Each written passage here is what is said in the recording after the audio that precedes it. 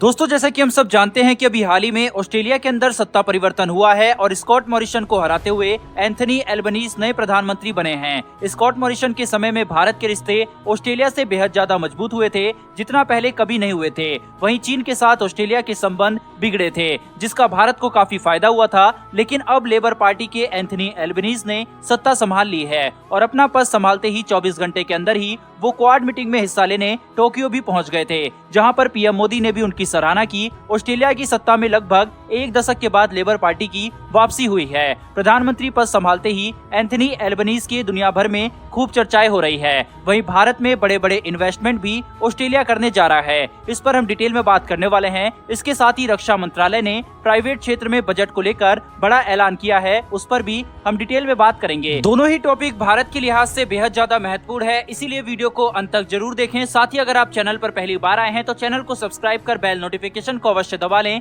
जिससे हमारी आने वाली वर्ल्ड अफेयर से जुड़ी ऐसी लेटेस्ट वीडियो आप तक सबसे पहले पहुंच सके। दरअसल जब से नए प्रधानमंत्री ने सत्ता संभाली है ऑस्ट्रेलिया में, तब से उनकी काफी चर्चा वर्ल्ड मीडिया में हो रही है। वहीं उनकी एक तस्वीर भी खूब वायरल हो रही है, जिसमें वो भगवा गमछा पहने नजर आ रहे हैं, जिसमें ओम भी छपा हुआ है। ऑस्ट्रेलिया में तकरीबन 7 लाख भारतीय हैं, जिनमें ज्यादातर हिंदू हैं, और ये आंकड़ा सरकार बनाने में अहम भूमिका निभाता है। यही कारण है कि चुनाव में भगवा गमछा पहने नजर आए थे नए प्रधानमंत्री। हालांकि एंथनी एल्बनीज को चीन का समर्थक भी माना जाता है, लेकिन अब परिस्थितियां वहां बदल चुकी है। अब ऑस्ट्रेलिया से रिश्ते चीन के अच्छे नहीं हैं। ऐसे में उनके रुख पर सबकी नजर होगी। वहीं उनके भारत से भी रिश्ते अच्छे हैं और खासा लगाव है उन्हें भारत से। भारत घूमने भी वो कई बार आ चुके हैं। भारत से खास लगाव के कारण ही क्वाड मीटिंग के बाद ही ऑस्ट्रेलिया से अच्छी खबर सामने आ गई है, और वो भारत में $280 मिलियन का यानी तकरीबन 1500 करोड़ रुपए से अधिक का निवेश करने जा रहा है। भारत के अपने साथ व्यापार बढ़ाने के लिए विशेषज्ञता, आवश्यक खनिजों, रणनीतिक विश्लेषण और लोगों से लोगों के संपर्क के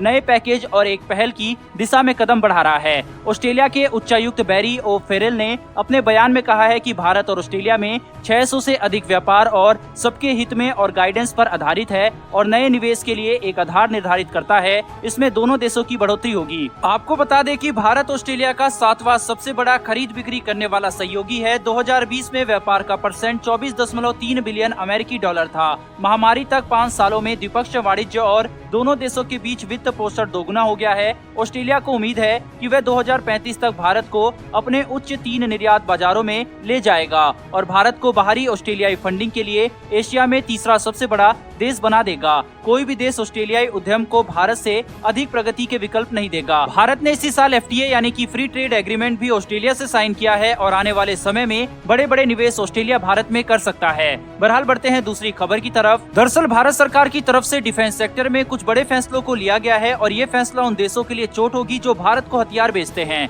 चाहे उसमें रूस, फ्रांस, अमेरिका ही क्यों न हो। दरअसल भारत आत्मनिर्भरता की ओर तेजी से कदम आगे बढ़ा रहा है, और खासकर डिफेंस सेक्टर में भारत काफी जोर दे रहा है, और उसी को लेकर एक बड़ा फैसला भारत सरकार की तरफ से किया गया है। दरअसल 2022 में जब 75,000 करोड़ रुपए का बजट पेश किया गया था हमारी फाइनेंस मिनिस्टर की तरफ से, तो उसमें से अब ये फैसला लिया गया है कि 22,000 करोड़ रुपए भारत के प्राइवेट सेक्टर में लगाया जाएगा। यहाँ पर मैन्युफैक्चरिंग वगैरह प्राइवेट सेक्टर की तरफ से ही की जाएगी। यहाँ पर इंटरेस्टिंग बात यह है कि पिछले साल यानी कि 2021 में प्राइवेट सेक्टर के लिए मात्र 6,000 करोड़ रुपए का बजट रखा गया था, मगर इस साल ये 3 गुना से भी ज्यादा हो गया है। दरअसल भारत भी अमेरिका की तरह चाहता है कि हमारी भी प्राइवेट कंपनी आगे आकर डिफेंस के क्षेत्र में अपना ज्यादा से ज्यादा योगदान दे, और ये तभी हो पाएगा जब हमारी गवर्नमेंट ज्यादा से ज्यादा इस क्षेत्र में ध्यान दे और पैसा लगाए। डिफेंस क्षेत्र में कई सारी प्राइवेट कंपनी ऑलरेडी काफी अच्छा काम कर रही है, जैसे कि टाटा, कल्याणी ग्रुप और भी कई सारी। पूरी तरह से आत्मनिर्भर अगर हमें बनना है तो हमें प्राइवेट कंपनी का सहयोग लेना ही होगा। यही कारण है कि प्राइवेट सेक्टर के लिए 3 गुना से ज्यादा